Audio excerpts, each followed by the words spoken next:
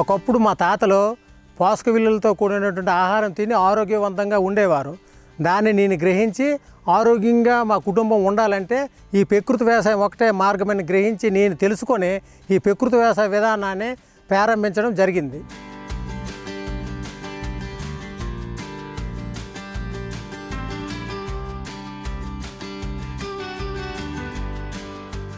అందరికీ నమస్కారం. నా పేరు నలితం గంగరాజు. పార్వతీపురం మన్యం జిల్లా, పార్వతీపురం మండలం, బందలుప్పు గ్రామం. నేను 2 ఎకరాల విస్తీర్ణంలో ఏ గ్రేడ్ మోడల్ వేసుకున్నాం జరిగింది. A grade model L shape గట్టు పైన పళ్ళు మొక్కలు, కూరగాయలు, తీగజాతి మొక్కలు వేసుకోవడం జరిగింది. ఈ బండ పైన ఎర్ర పంటలుగా బంతి, ఆముదం, సజ్జ వేసుకోవడం జరిగింది.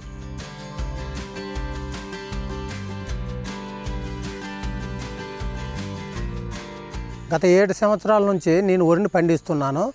PMDS వేయడం, 45 రోజుల తర్వాత కలిగి దున్నడం, తర్వాత విత్తన శుద్ధి చేసి నారుమడిగా తయారు చేసి ఆ విత్తనాలని నారుమడిలో వేయడం, 25 రోజులు 20 రోజుల తర్వాత నారు తీసి కొసలు కట్ చేసి ఊరి పొలంలో నారులు వేయడం. ఈ విధంగా నేను 6 సంవత్సరాల నుంచి పండించడం జరుగుతుంది. 7వ సంవత్సరంలో PMDS వేసుకోవడం జరిగింది. 45 రోజుల తర్వాత కలిగి దున్నడం జరిగింది. అలాగనే దమ్ము సీడర్తో 15 కేజీల విత్తనాల్ని విత్తన శుద్ధి చేసుకుంటూ వేయడం ప్రధాన పంటలో జరిగింది.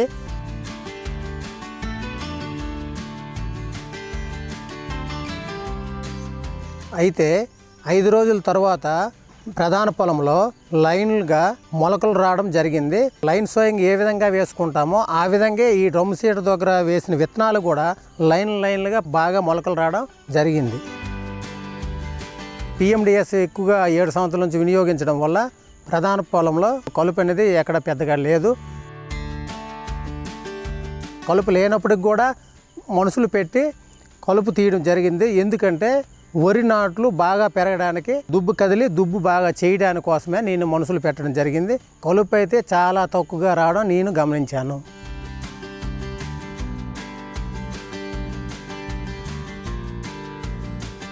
పక్షి స్థావరాలను, ఎల్లో ప్లేట్స్ను వాళ్ళ ద్వారా ప్రధాన పొలంలో పెట్టడం జరుగుతుంది.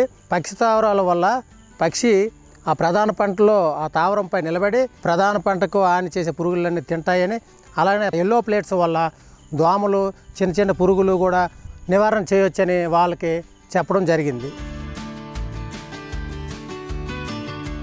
అలాగనే మన ప్రకృతి వ్యవసాయ పద్ధతిలో ఇన్పుట్స్ అయినటువంటి ఘనజీవామృతం 400 కేజీల ఎకరానికి 2 ఎకరాలకి 800 కేజీల ఘనజీవామృతాన్ని ప్రధాన పంటలో వేసుకోవడం అంటే జల్లడం జరిగింది.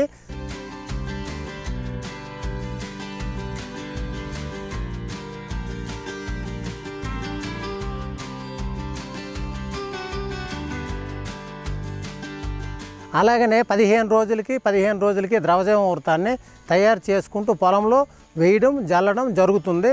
అలాగనే అప్పుడప్పుడు మధ్యలో పిచికారి చేయడం కూడా ద్రవజీవామృతాన్ని జరుగుతుంది.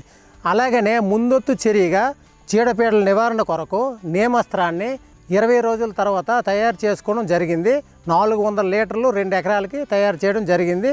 25 రోజుల తర్వాత ఈ 400 లీటర్ల నేమస్త్రాన్ని ప్రధాన పంటలో పిచికారి చేయడం కూడా జరిగింది.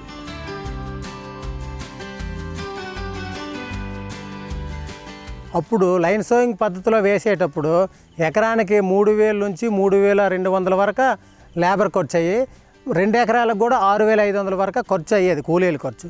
అయితే ఇప్పుడు ఈ డ్రమ్ సీడర్ విధానంలో 2 ఎకరాలు కూడా నేనే సొంతంగా 5 గంటల్లో ఈ 2 ఎకరాల పొలాన్ని, ప్రధాన పొలాన్ని నేను డ్రమ్ సీడర్ ద్వారా వేసుకోవడం జరిగింది.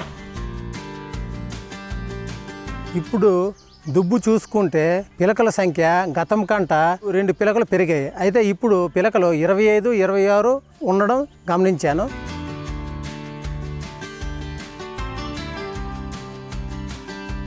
అలాగనే గింజలు కూడా 120, 130 గింజలు కూడా గతం కంటే 10 గింజలు అదనంగా ఎన్ను రావడం జరిగింది. ఈ విధంగా ప్రకృతి వ్యవసాయం చేయడం వల్ల 27 బస్తాలు దిగుబడి వచ్చింది. అయితే గతం కంట 1 బస్తా దిగుబడి పెరిగింది. అయితే ఈ ఎల్ షేప్ బండ పైన పళ్ళు కానీ కూరగాయలు కానీ ప్రతి సోమవారం కలెక్టరేట్లో స్టాల్లో ప్రకృతి కూరగాయలు అమ్మడం జరుగుతుంది. అలాగనే మంగళవారం నాడు డిపిఎం ఆఫీస్ దగ్గర కూడా స్టాల్ పెట్టి ఈ ప్రకృతి కూరగాయలు పళ్ళు అమ్మడం జరుగుతుంది. అయితే 365 రోజులు భూమిని కప్పి ఉంచే విధానంలో మొదటగా పిఎండిఎస్, అలాగనే వరి, తర్వాత ఆర్డిఎస్, మళ్ళీ ఇప్పుడు 8వ సంవత్సరం పిఎండిఎస్ 25 నుంచి 30 రకాల విత్తనాలు వేసుకోవడం జరిగింది. అయితే నిరంతరము 365 రోజులు భూమిని కప్పి ఉంచడం వలన, ప్రకృతి వ్యవసాయ పద్ధతులను నిరంతరము చేయడం వలన నా పొలంలో మిత్రపూలలు అయినటువంటి సాలేడు, తూనేగ, సీతాకాకు చురుకులు నా పొలంలో కనిపించడం జరుగుతుంది. అలాగనే నా పొలంలో భూమిలో ఎక్కడ చూసినానో, ఎక్కడ మట్టి తీసినానో వానపాములు విపరీతంగా కనిపించడం జరుగుతుంది.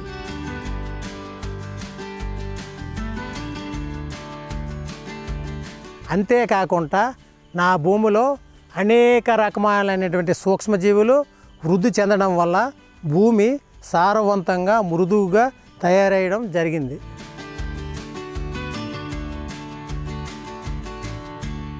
నా ప్రధాన పంటకు అయినటువంటి ఖర్చుల్ని ఎల్సేఫ్ బండపైనటువంటి పళ్ళు మొక్కలు కూరగాయల వల్ల, పిఎండిఎస్లో వేసుకున్నటువంటి ఆకుకూరల వల్ల నేను తీసుకోవడం జరుగుతుంది. ఈ ప్రకృతి వ్యవసాయ పద్ధతిలో పండించిన పంటలను మేము తినడం వల్ల మేము ఆరోగ్యంగా ఉండడం జరుగుతుంది. ఇదే విధంగా రైతులందరూ ఆధునికతను ఉపయోగించి ప్రకృతి వ్యవసాయ విధానాలే పాటిస్తూ భూమి ఆరోగ్యాన్ని, మన ఆరోగ్యాన్ని, పర్యావరణ ఆరోగ్యాన్ని కాపాడతారని మనస్ఫూర్తిగా కోరుకుంటూ ధన్యవాదాలు.